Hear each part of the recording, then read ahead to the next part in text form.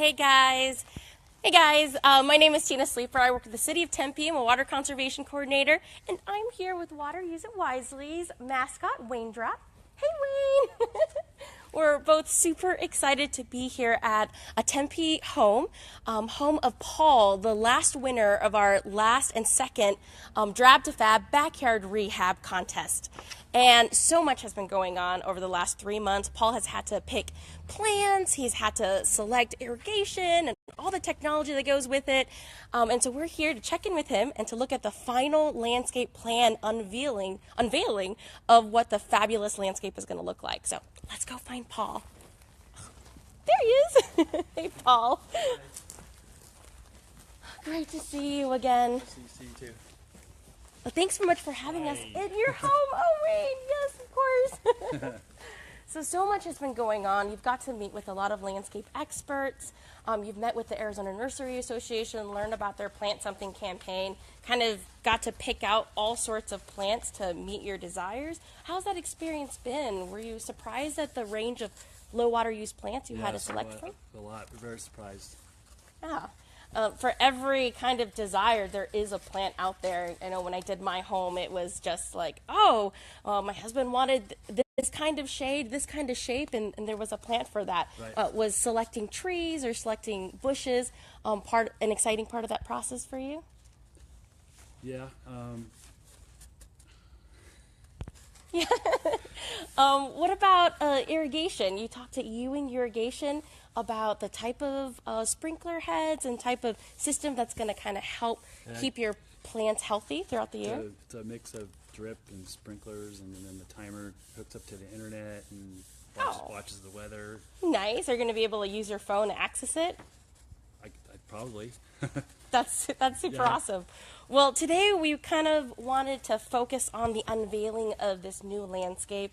You've been working with Janet Waibel and Ryan Maves, and you've been looking at kind of designing a low water use landscape that also meets all the desires that you're looking for, maybe a future with a dog.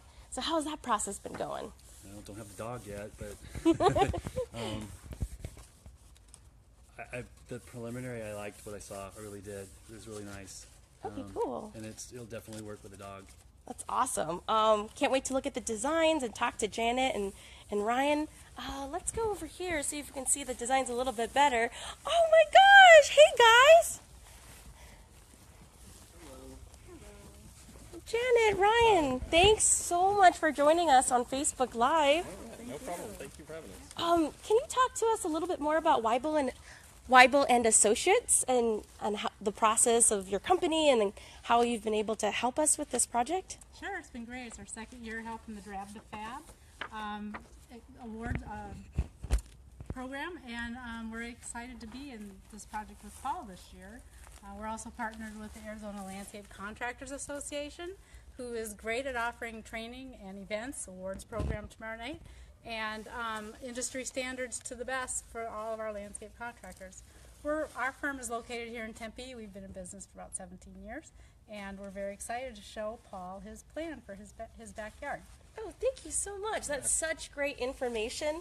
It's one of the things that we really want our Water Use It Wisely audience to understand, that there are just great knowledgeable designers, architects, and professionals out there that can really help you achieve a low water use landscape that's also beautiful. You know, not just what people think of it as, just the drab rock and dirt. I mean, you can create a beautiful landscape. So I'm excited to see that design. Yep. Thank you. Yeah, we're excited to show it.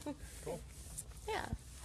So, shall we take a look? So, yeah, I can take a look. So, I've worked pretty closely with Paul on the landscape design just to get everything to, the way that he wants it. He had a few issues back here, for example. So, this is just going to be this. So, a couple issues that Paul has had here in the backyard. Primarily, there's been an issue with flooding from the alley, water from the alley actually coming into the backyard. And then actually water coming off of the house, kind of falling on here.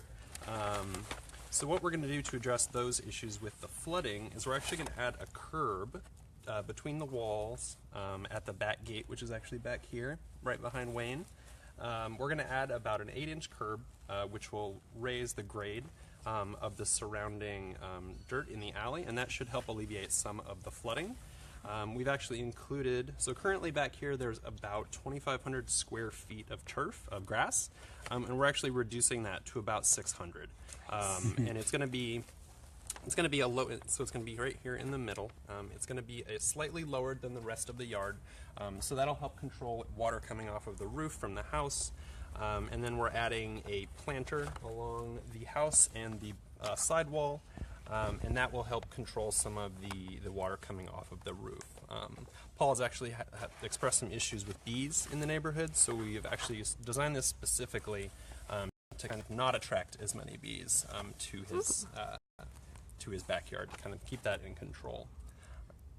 It's important to have those goals in mind when you're designing a landscape and having the end in mind as well. Yeah. I'm really impressed that you're able to incorporate some rainwater harvesting as well. You mentioned kind of the flood control. Yeah. A lot of people don't know that even though we only get about an average of 7 inches of rain, it can translate to a lot, especially if you're using low water use plants. But with just half an inch of rain, you can collect about 400 gallons off of an average roof. Yeah, So- yeah, you can definitely, you can see it in our neighborhoods here sometimes. It'll rain for 20 minutes and the whole street is flooded. So being able to capture that water and use it wisely is really something that we strive to do with all of our design practices. If any of our viewers are interested in learning more about rainwater harvesting, you can always go to waterusitwisely.com. We actually have a rainwater harvesting special page that links to a lot of great resources located in the valley. All right, And then we've let's got look a little bit something more. else to show you guys here. So these are cool. some Oh, 3D pictures! 3D models that we made of the backyard. Oh my goodness. Incorporating all the things, and Paul's been really great to work with. Super easy. He knows what he likes. Simple. He just wants something that's really functional. Not going to require a lot of maintenance. So we've kind of specifically chosen plants that you can kind of let just grow, and they don't get too big. They're not going to get overgrown. So in the middle, you can see we've got sort of the slightly lower turf area. We are going to add from Ewing Irrigation. We got some really nice donations from Ewing, from the Arizona Nursery Association. So the pavers that we're using, we're going to cover up the existing concrete patio, add a connection from from the right side of the house, Nice. around to the garage, and then back to the back gate. And then we're creating kind of like right here. Kind of a nice sort of sitting area with a fire pit, and then having a even slightly lowered planting area below that, which is what will help control that flood water. And where's Lenny going to be? Lenny is actually, he's kind of hidden behind this bush right here. You can't really see him too well. Oh, look at this He's one. right He's here. there. Oh, I'm so glad you found a home for Lenny. He's back here. He's a gargoyle Wayne. statue that Paul has. That we wanted to, it's a cool piece. We wanted to definitely incorporate it into the design. We're actually going to have a specific light fixture on Lenny to have him be illuminated. Yeah. Oh my gosh, Yeah. that's a pretty cool design element. I want to bring it kind of back to this lawn here. Yeah. A lot of folks will look at that and be surprised that this is a xeriscape, a water-wise, water-friendly landscape that incorporates lawn. But it's actually the fourth principle of xeriscape is a small functional amount of lawn, and there was a reason and a purpose for it. Yeah. And can you talk a little bit about the design of that lawn to make sure that not only is it properly sized, no more than 30% of the landscape, but that it also is going to be easy to irrigate, easy to care for? Yeah, so we actually, since one of the things that Paul had talked about is eventually he wanted to get a dog. So you want to have, at least a small patch of grass for them to go out on and run around on. It's about 600 square feet, so it's only actually about 20% of the entire backyard. Oh, wow, nice. And Even actually, better. using small amounts of turf can actually help sort of create a microclimate, so it actually helps keep the heat down in the backyard. And since it is slightly lowered, we're actually going to be able to use it for some stormwater retention. So as some well. of that natural free rainwater. That's awesome. Yeah, and we're using the type of grass that we're using is actually it's a desert adapted grass, so it doesn't require a lot of watering. So even during the summer, you really only have to water it maybe 2 or 3 times a week. Yeah, and those of you who haven't heard, because we love to talk about it, the Landscape Watering by the Numbers book by Water Use It Wisely actually will tell you month by month how often to water your grass and other types of plants, even the low water use ones, and it's a lot less frequently than you think. Yes. Cool. So what about the design of the landscape? Janet, can you speak to that? Did you, I noticed that it just fits with this ranch style of the home very well. How did you guys do that? And what decisions did you guys make to help incorporate it into the look of the home? A lot of it goes with the lines of the house. It's a long, kind of rectangular shaped home, and so we wanted to maximize the amount of space that they could use back here. And Ryan's done a fabulous job laying this out, getting a usable space of turf that nothing conflicts with the lines on the home, yet we're complementing the straight lines with more straight lines and adding plant materials to soften the look. So we think the straight lines will create a real easy maintenance, easy for the sprinklers to cover that turf area, and then simplify the amount of materials that you see in the backyard by covering the existing patio, using new pavers. Here's some sample. Oh, beautiful. Ewing and Pavestone have so generously donated to the project. But it's a blend of colors and textures and sizes, and they'll be laid out in a pattern like that. So we know Paul wants simple, and we just want to keep this simple and complementary, not overdone and not overplanted, and irrigated with a very easy to run irrigation system.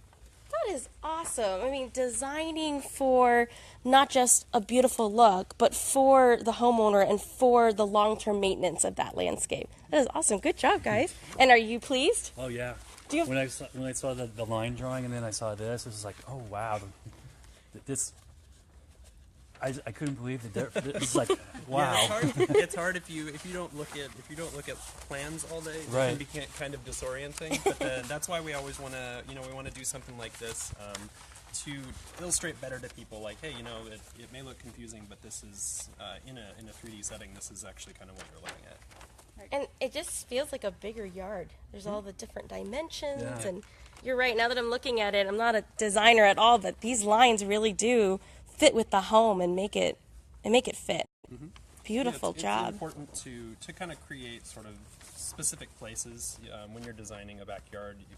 Kind of getting a list of the types of things that you want in your backyard and the kind of time that you're going to be spending back there, and just creating little areas that will actually kind of bring those dreams to life.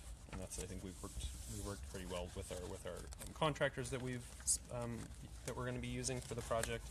And then also collaborating with Paul to get the kind of plants that he likes, addressing the issues that he has. I knew I was gonna have a sitting area, but that really surprised me. That was so cool. Yeah, it's gonna look the fire pit that we've actually chosen is a little bit different. It's not going to be a stone. It's actually going to be like a cast iron bowl. And it's very simple, but it's also, it's about 30 inches wide, so it's a pretty good width on it.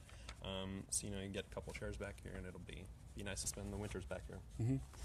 Cool. Well, awesome. Thank you all so much for your time, Janet, Ryan, and Paul. Are you excited? Very, yes. I'm so excited to see the final product. I think it's going to just be so beautiful and help us visualize exactly what a low water use and water-wise landscape can really be. Do you mind if we continue checking in and come back and see how it goes?